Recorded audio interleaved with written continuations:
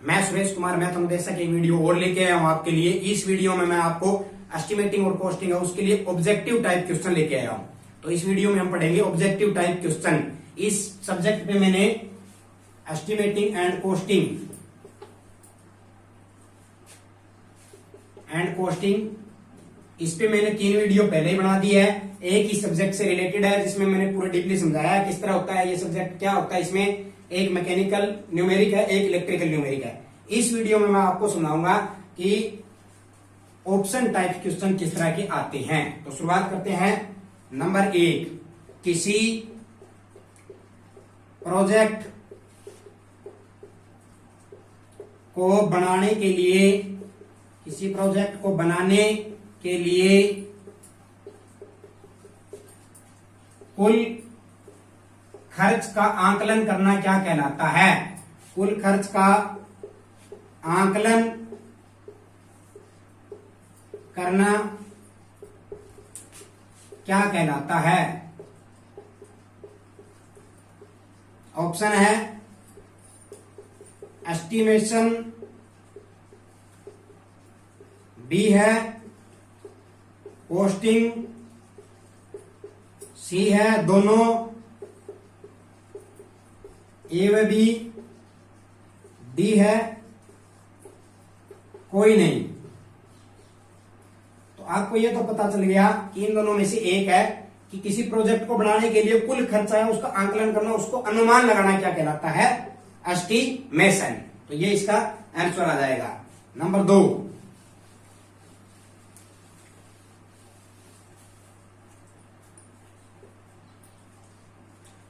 है कि किसी जॉब को बनाने के लिए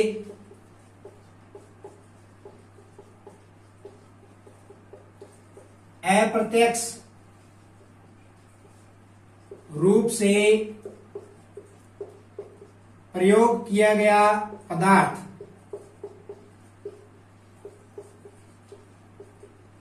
क्या कहलाता है।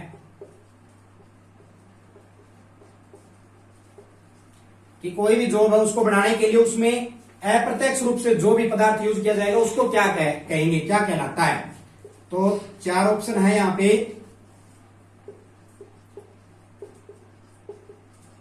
अप्रत्यक्ष पदार्थ, प्रत्यक्ष पदार्थ, इनडायरेक्ट मटेरियल,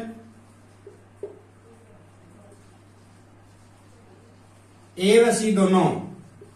तो आंसर क्या आ जाएगा, ए व सी। क्योंकि हिंदी में क्या कहते हैं इसको, अप्रत्यक्ष पदार्थ, और इंग्लिश में क्या कहेंगे, इनडायरेक्ट मटेरियल। तो मैंने दोनों आपको बताए हैं, तो आंसर आ जाएगा इसका ए व सी दोनों। जो प्रत्यक्ष रूप से सामने दिखता है मटेरियल उसको क्या कहेंगे, डायरेक्ट मटेरियल या प्रत्यक्ष। और जो नहीं दिखता है, अप्रत्यक्ष रूप से प्रयोग किया जाए बिना देखे, तो उसको क्या कहेंगे, इनडायरेक्ट। इसी तरह लेबर होती है डायरेक्ट और इनडायरेक्ट, मैंने उस चैप्टर में अच्छी तरह आपको बताया है। अगला क्वेश्चन है कि सीमेंट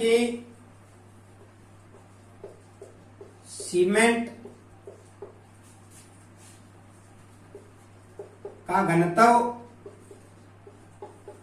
कितना होता है।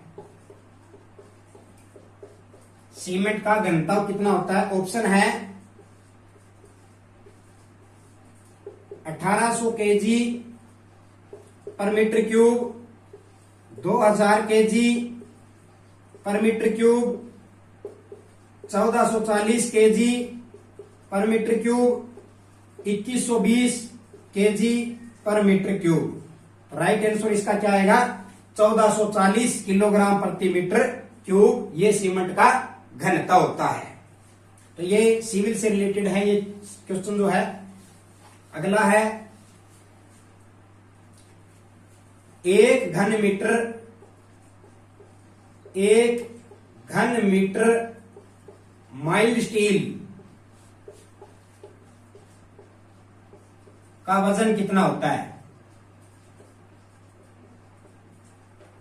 1 क्यूब मीटर माइल्ड स्टील जो है उसका वजन बताया कि कितना होता है। 4 ऑप्शन हमारे पास। पहला है 2000 किलोग्राम, दूसरा है 5000 किलोग्राम, तीसरा है 5850 किलोग्राम और चौथा है 7850 किलोग्राम। तो राइट आंसर इसका क्या आ जाएगा? 7850 किलोग्राम होता है एक घन मीटर माइल स्टील का वजन। एक घन मीटर माइल स्टील में जितना वजन होता है कितना होता है? 7850 किलोग्राम। अगला क्वेश्चन है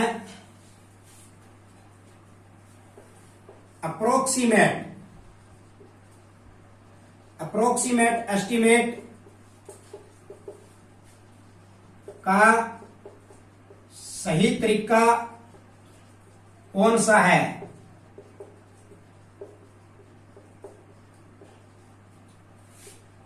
चार ऑप्शन है। शॉर्ट वॉल मेथड,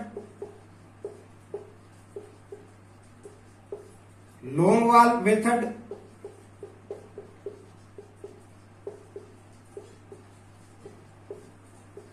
प्लिंथ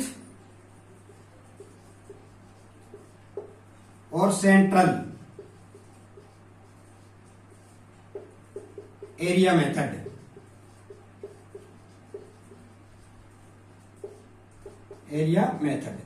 ये है चार ऑप्शन। तो एस्टिमेट तो आपको समझ में आ गया कि किसी भी जॉब है, कोई भी प्रोजेक्ट है, उसके बनाने से पहले उस पे कुल कितना खर्चा आएगा उसका अनुमान लगाना, उसको मापना, उसको आकलन करना क्या कहलाता है? एस्टिमेट। लेकिन ये कह रहा है एस्टिमेट भी दो तरह का है, एक अप्रोक्सीमेट एस्टिमेट और एक एक्यूरेट जो है एस्टिमेट। अप्रोक्सीमेट में क्या होता है? जैसे कोई खर्चा आएगा 500 रुपए के आसपास, तो ये कहेगा भाई लगभग 500 रुपए के लगभग। एक होता है एक्यूरेट, उसमें क्या कहेगा? फिक्स, भाई 500 रुपए ही आएगा। तो ये कह रहा है अप्रोक्सीमेट के लिए कौन सा है? तो इनमें से अप्रोक्सीमेट के लिए प्लिंथ एरिया मेथड है। बाकी के जो बच गए शॉर्ट, लॉन्ग और सेंट्रल एरिया मेथड, ये तीनों ही किसके लिए होते हैं? एक्यूरेट एस्टिमेट के लिए।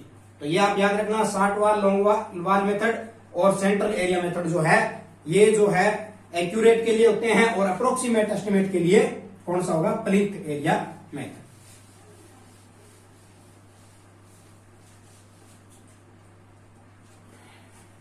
अगला क्वेश्चन है किसी टेंडर में ठेकेदार का लाभ कितने प्रतिशत होता है? बड़ा इंपॉर्टेंट क्वेश्चन है। कोई टेंडर छूटता है तो आप सभी को पता है कोई भी कार्य किया जाता है उससे पहले उसका एक टेंडर छोड़ा जाता है, बोली लगाई जाती है, टेंडर छोड़ा जाता है। उस टेंडर में क्या है? टेंडर को छोड़ने के बाद जो ठेकेदार होगा, जो टेंडर लेने वाला होगा, उसका लाभ कितना प्रतिशत होता है, ये कह रहा है।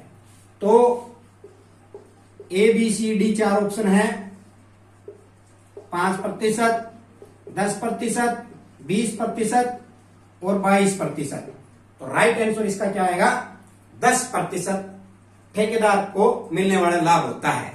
मान लीजिए कोई प्रोजेक्ट है 10,000 रुपए का, तो इसका 10% मतलब 1,000 रुपए जो है वो किसको जाएगा? ठेकेदार को मिलेगा। बाकी का 9,000 जो वो प्रोजेक्ट में लगेगा। इसी तरह किसी बिल्डिंग बनाने में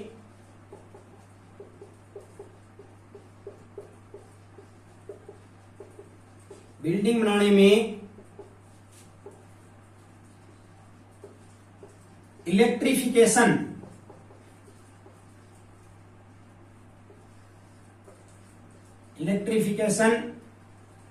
के लिए कितने प्रतिशत होता है?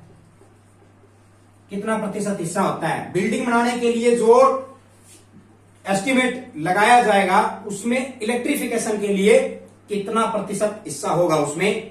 ऑप्शन है 8%, 11%, 13% और 6%। तो रियल आंसर इसका क्या आएगा? जो 8%। बिल्डिंग बनाने में उसका इलेक्ट्रिफिकेशन से संबंधित, वायरिंग वगैरह, इलेक्ट्रिशियन से संबंधित जितना भी कार्य होगा उस पे 8% जो है एस्टिमेट का खर्चा लगाया जाता है। इसी तरह इलेक्ट्रिफिकेशन के बाद सैनिटरी और वाटर सप्लाई में भी, सैनिटरी तथा वाटर सप्लाई जो प्लम्बर से संबंधित कार्य है, वाटर सप्लाई, क्योंकि बिल्डिंग बनाने से काम नहीं चलेगा, उसके अंदर इलेक्ट्रिसिटी भी चाहिए, पानी की सप्लाई चाहिए, प्लम्बर सारा सुविधा चाहिए उसमें, तो इलेक्ट्रिफिकेशन के लिए 8%। इसी तरह सैनिटरी और वाटर सप्लाई के लिए भी एस्टिमेट कितना प्रतिशत उसमें दिया जाता है, तो हिस्सा 8% ही इसके लिए भी दिया जाता है। तो याद रख लेना, इलेक्ट्रिफिकेशन और सैनिटरी तथा वाटर सप्लाई दोनों के लिए 8% हिस्सा होता है। अगला है, किसी एस्टिमेट में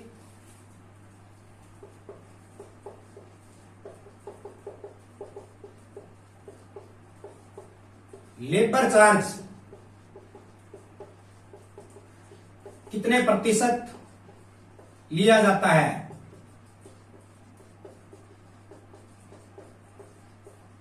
लेबर चार्ज कितने प्रतिशत लिया जाता है? ऑप्शन है 11 से 14%, 15 से 20%, 18 से 20% या 20 से 25%। तो इसका राइट आंसर क्या आ जाएगा? 20 से 25% जो है वो लेबर चार्ज लिया जाता है। 20 से 25% और 25 से 30 के बीच में भी होता है, दोनों ही ठीक है। ये तो लगभग नियर अबाउट ये 25% आप इसको कह सकते हो। अगला है, अगला जो है क्वेश्चन वो है कि कोई भी एस्टिमेट जब लगा लिया जाता है तो उसके ऊपर कुछ ओवर चार्ज, कुछ फालतू के लिए लिया जाता है, ओवर हेड चार्ज भी लिया जाता है, तो वो उसके लिए कितना है? किसी एस्टिमेट के लिए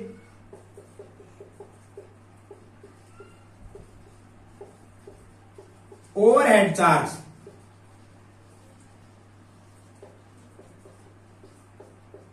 कितना प्रतिशत होता है? ओवरहेड चार्ज जो है वो कितना लिया जाता है?